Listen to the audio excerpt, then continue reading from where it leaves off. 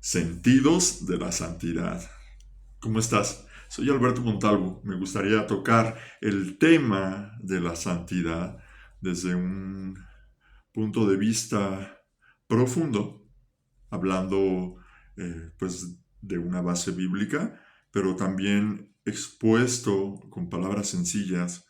Eh, la verdad es que la pregunta aquí fundamental sería, ¿qué entendemos por santidad? Muchos cuando hablan de la santidad, hablan de todo lo contrario al pecado. Muchos entendemos por santidad o visualizamos en nuestra mente como santidad a este tipo de personas que fueron canonizadas, que se mencionan en la Biblia como mártires, como profetas. Pensamos tal vez en la Madre Teresa de Calcuta y todo ese tipo de personajes que la humanidad ha idealizado. Pero la verdad, cuando hablamos de santos, hablamos también de seres humanos como nosotros. Yo creo que, no solamente creo, veo que en las escrituras sagradas la pureza sexual no es lo único que se refiere a la santidad, porque a veces lo vemos de esta manera.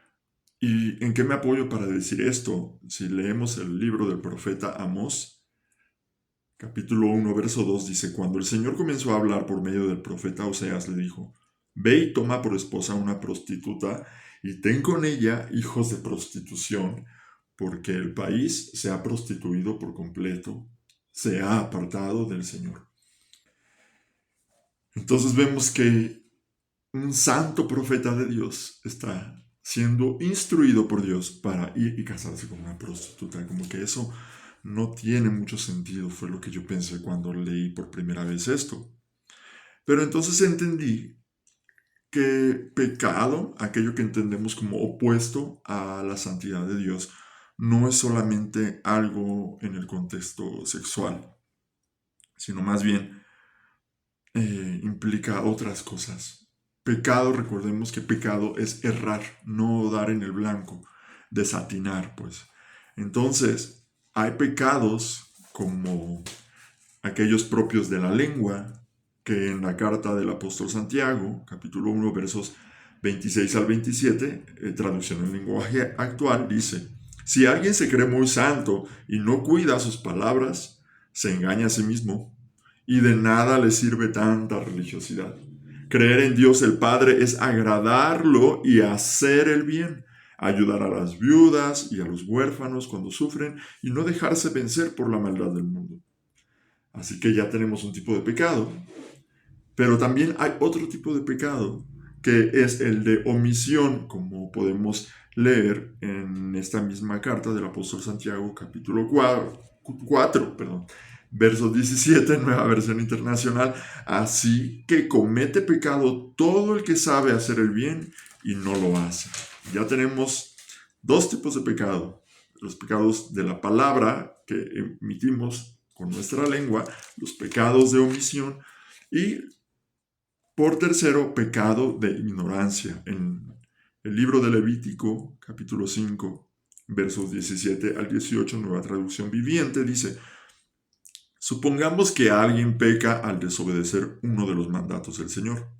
Aunque no esté consciente de lo que hizo, es culpable y será castigado por su pecado. Como ofrenda por la culpa, debe llevar al sacerdote un carnero sin defecto de su propio rebaño o puede comprar uno del mismo valor. Mediante este proceso, el sacerdote le purificará ese pecado cometido involuntariamente, lo hará justo ante el Señor y será perdonado. Bueno, como que eso está complicado en nuestros tiempos, ¿verdad?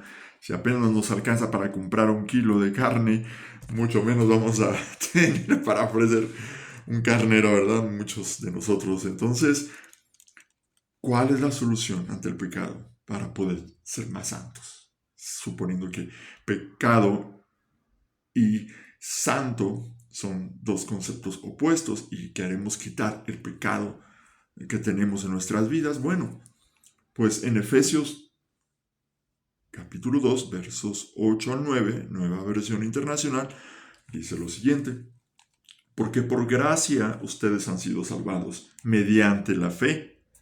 Esto no procede de ustedes, sino que es el regalo de Dios, y no por obras, para que nadie se jacte.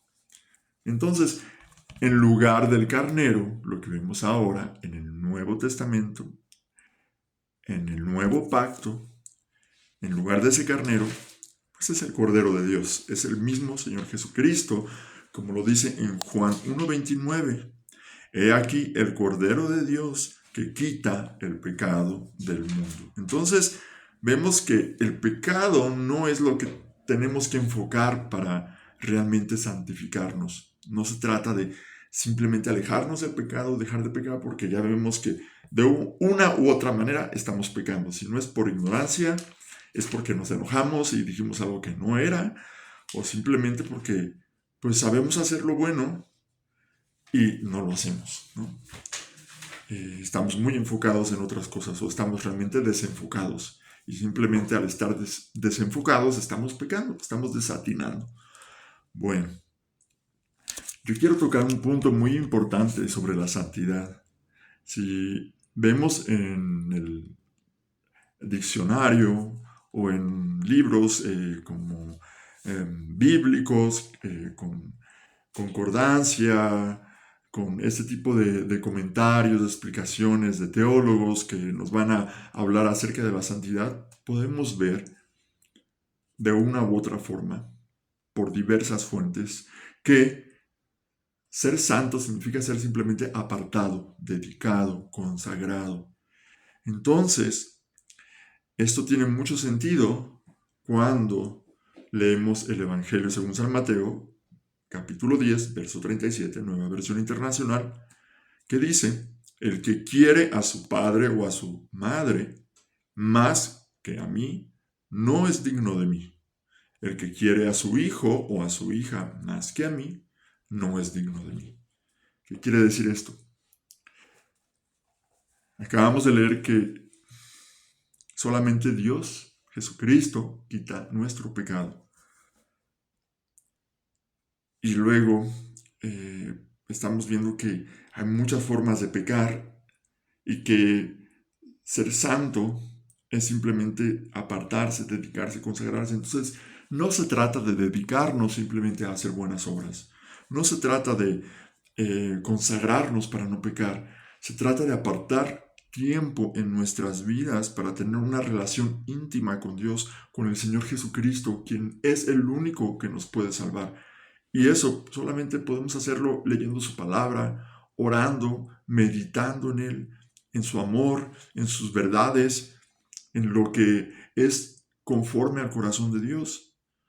Por eso es que el profeta Oseas, en el capítulo 4, verso 6, revisión Reina Valera, dice: mi pueblo fue destruido porque le faltó conocimiento.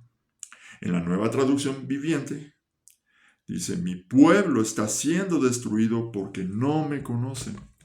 ¿Qué quiere decir esto? En tiempos antiguos, el decir que alguien conocía a una persona no era como que: hola, ¿cómo estás, Pedrito? Hola, Clarita, ¿cómo te va? Y llegas con Felipe, ¿cómo estás? Oye, ¿conoces a Clarita? Sí, la conozco. No, no era ese tipo de conocimiento. Conocer en el tiempo antiguo, cuando dice que al pueblo de Dios le faltó conocimiento, se refería a que le faltaba relación íntima. ¿Qué quiere decir esto? Conocer a Dios es tener una relación íntima con Él. Pasar tiempo con Él. Dejar de hacer otras cosas. Dejar de ver tanto a otras personas para pasar más tiempo con Dios. Por esto dice que el que quiere a padre o a madre, hijo o hija, más que a Dios mismo, no es digno de Dios. Entonces, ser santo, procurar la santidad, santificarse, es esto. De hecho, si leemos el Evangelio de Juan, capítulo 17, versos 16 al 21, podemos leerlo de la misma boca del Señor Jesús, que dijo cuando oraba al Padre Celestial por sus discípulos. No son del mundo, como tampoco yo soy del mundo. Santifícalos en tu verdad. Tu palabra es verdad. Como tú me enviaste al mundo, así yo los he enviado al mundo.